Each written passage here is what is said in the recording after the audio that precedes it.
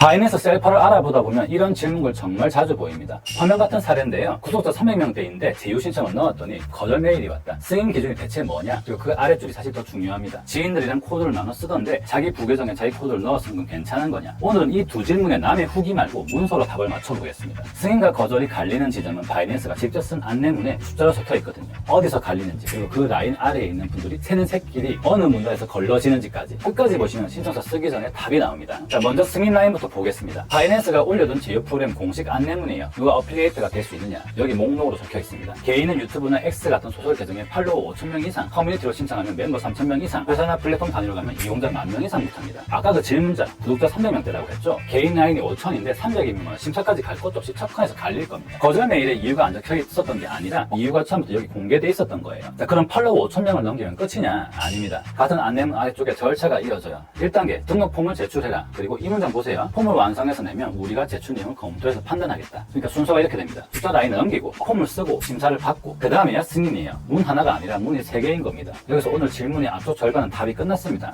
그런데 뒤쪽 절반이 남았죠. 라인이 안 되는 사람들이 흘러가는 그 새길, 부계정에 내 코드, 지인끼리 코드 나눠 쓰기, 그건 다음 문서에 있습니다. 추천 프로그램 약간의 금지 행위 문단입니다. 한 문단에 다 들어있어요. 계정을 여러 개 등록하는 것, 기기랑 IP를 조작하는 것, 서로 코드를 돌려보는 순환 추천, 계정을 자동으로 찍어내는 것, 그리고 자기들끼리 사고 파는 자전거래까지. 이런 행동이 확인되면 즉시 실격시키고 보상도 회수한다고 적혀 있습니다. 아까 질문글의 그 문장, 부계정에 자기 코드 이 목록에서 몇 개에 걸리는지 세보세요. 계정 여러 개 해당되죠? 코드 돌려걸기 해당되죠? 팔로워가 부족해서 거절되는 건 다시 신청하면 그만이지만 이 문단에 걸리는 건 계정이랑 이미 쌓인 돈이 같이 걸립니다. 갈리는 지점이 2개인 거예요. 위에는 숫자, 아래쪽에는 이 목록. 이제 처음 질문으로 돌아가 보죠. 사실 그 글 답변란에 이미 정답이 달려 있었습니다. 승인 기준은 보통 팔로워 5,000명 이상이거나 커뮤니티 회원수 기준이 있는 걸로 안다. 오늘 안내문에서 본 숫자 그대로죠. 그리고 부계정에 자기 코드는 규정 위반이고 적발되면 계정 동결에 파트너 사기 박탈까지 간다. 이것도 방금 그 금지 행위 문단 그대로입니다. 정리하면 이렇게 됩니다. 승인과 거절을 가르는 건 2가지. 몸집의 숫자와 경로의 문제. 그런데 여기서 질문 하나 바꿔보고 싶어요. 애초에 심사라는 건 안 지나고도 수로 돌려받는 사례가 있다면요. 지금부터 그 화면입니다. 테더맥스입니다. 구글 플레이 심사를 통과해서 올라가 있는 앱 소개 페이지인데요. 형광펜 2줄 붙어 있겠습니다. 주요 거래소와의 공식 계약을 기반으로 운영된다. 거래소가 직접 관리하는 구조라 계정 정지나 자금 동의 걱정 없이 안전하게 페이백을 받을 수 있다. 올 내내 본 그림과 비교해보세요. 개인은 팔로워를 모아서 심사대 앞에 줄을 서야 했는데 여기는 회사가 거래소랑 계약을 맺는 심사를 이미 통과해둔 자리입니다. 같은 화면에 이런 문장도 있어요. 개인이 받을 수 있는 커미션은 30에서 50%가 한계다. 5,000명을 모아 승인을 받아도 개인 라인의 성장이 그 정도라는 얘기입니다. 그 자리 여유를 화면으로 직접 보시죠. 홈페이지에서 제휴 거래소 목록을 열면 바이낸스 주대 최종 페이백 50%가 떠 있습니다. 팔로워 5,000명을 채워야 열리는 숫자가 아니라 가입하면 그대로 적용되는 숫자예요. 화면을 내리면 최근 평균 페이백 금액도 그래프로 공개되어 있는데 평균이 40만원대에서 시작해서 72만원까지 올라온 게 보입니다. 개인 어필리에이트라는 심사를 통과해야 커미션 라인이 열리고 그마저 한계가 있다고 했잖아요. 여기는 심사 없이 모두에게 같은 율 그리고 실제 평균 지급액까지 열어놓은 화면입니다. 줄 서는 문과 열려있는 문의 차이예요. 방식도 문서로 확인됩니다. 공식 소개 페이지에 거래소와 공동 개발한 API를 통한 실시간 자동 수금이라고 적혀있어요. 누가 심사해서 넣어준 돈이 아니라 거래소 전산과 붙어서 자동으로 돈을 조절한 뜻입니다. 내 API 키를 따로 넘길 필요도 없고요. 같은 화면에 22년 8월에 시작한 제조의 페이백 서비스란 이력 그리고 2026년 7월 14일 기준